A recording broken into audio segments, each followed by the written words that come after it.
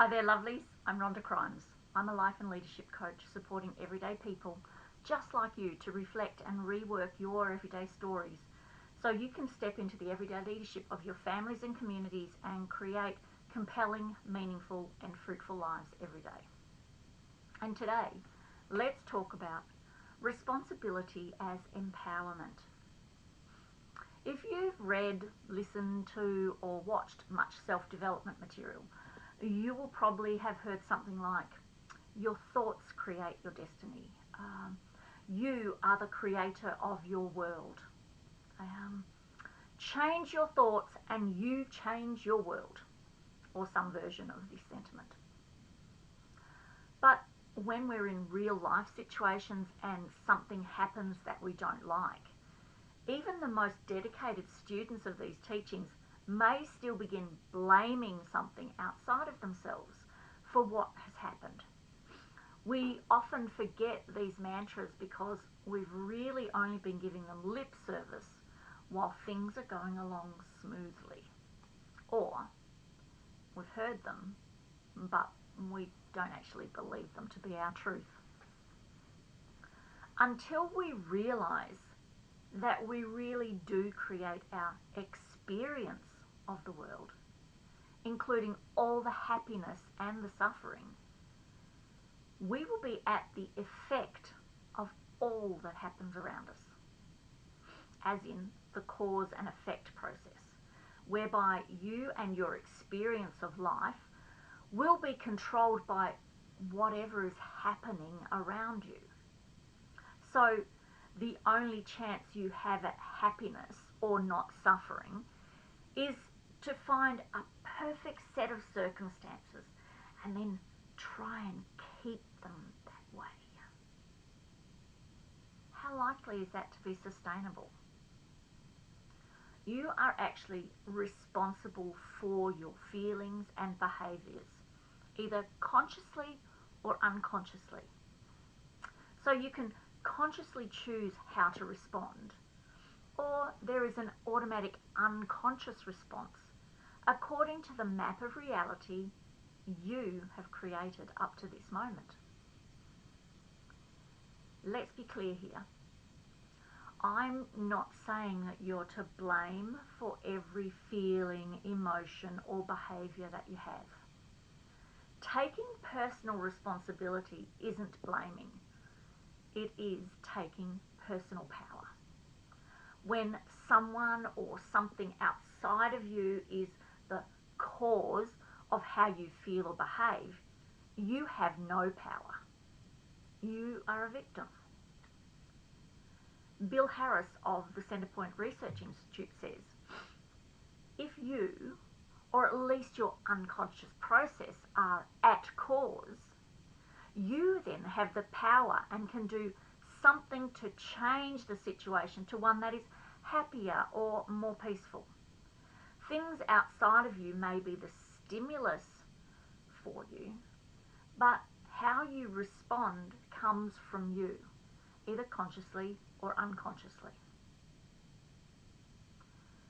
On one hand, you live in an environment where other people or events cause you to feel a certain way, and there'll be a price to pay.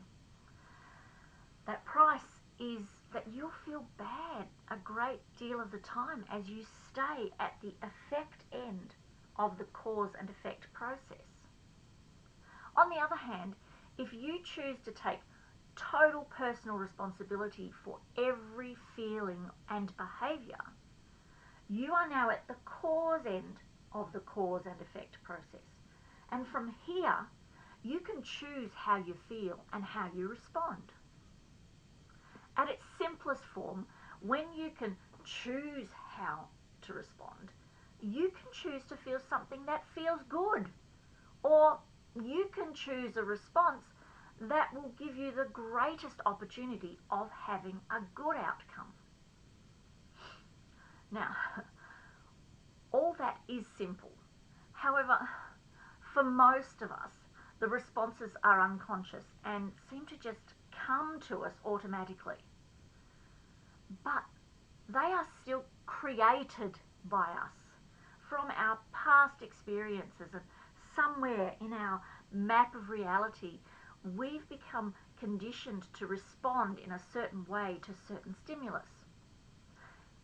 Say, for instance, when your mum yelled at you as a child, you felt afraid of what might come next, and so you became small, like as small as you could.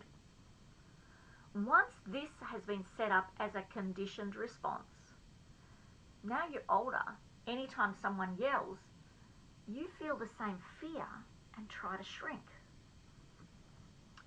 So when we look at it, the emotions and behaviour seems to be caused by the yelling, but they aren't.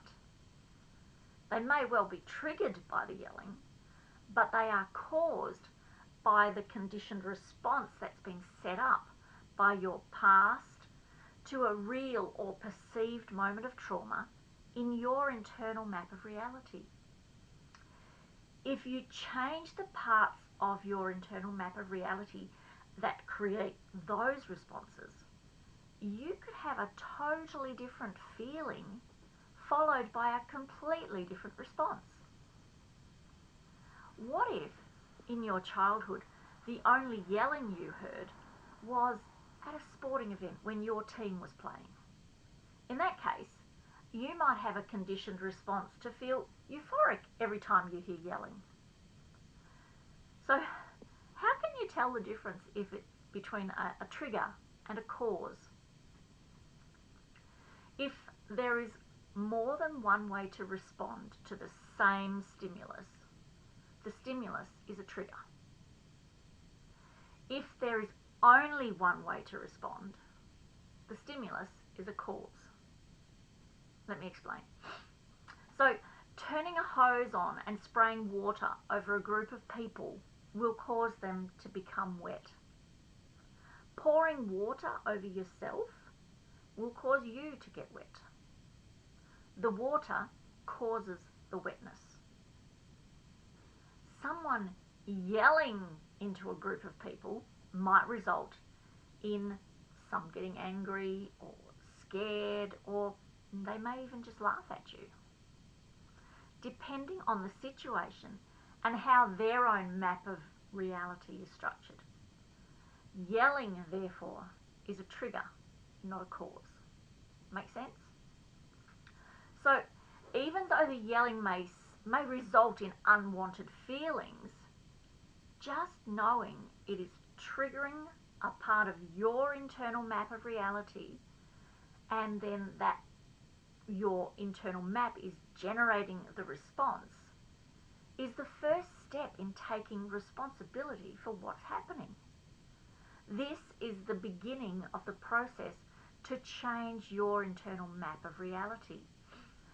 You can make different choices. You have moved from unconscious incompetence to conscious incompetence, from not knowing what you didn't know to now knowing what you didn't know.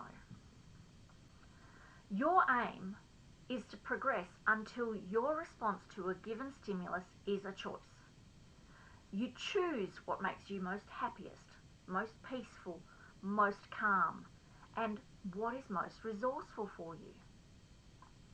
Until you decide to acknowledge that every feeling and every behaviour is actually coming from you, even though most likely from deeply unconscious conditioned structures in your own internal map of reality, you will not progress to this position of choice. While you remain on this unconscious automatic response mechanism that will generate your feelings and behaviours, you are at the whim of your environment. You will remain a victim of circumstance. Bill goes on to say, to be able to choose how you feel, to choose the state you're in at any given time, and to choose how you behave, and be able to do all of this in the most resourceful way possible, is one of the major components of freedom and is very worth working toward. So, how can you start to make the changes? By expanding your awareness and bringing consciousness when you feel discomfort or suffering. You develop a witness part of you that is able to objectively pay attention without emotional attachment. This conscious awareness notices what you're doing and why you're doing it. And it allows you to see your conditioned responses for what they are. In a world going crazy with blaming others for actions, the perpetrator of domestic violence blames the victim for making them angry. A criminal is not held responsible for their crime because they were under the influence of drugs.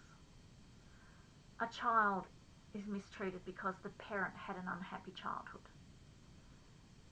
It is too easy to say, I can't do this, or I can't change this because, and I'll let you fill in the blank with whatever it is that you're telling yourself.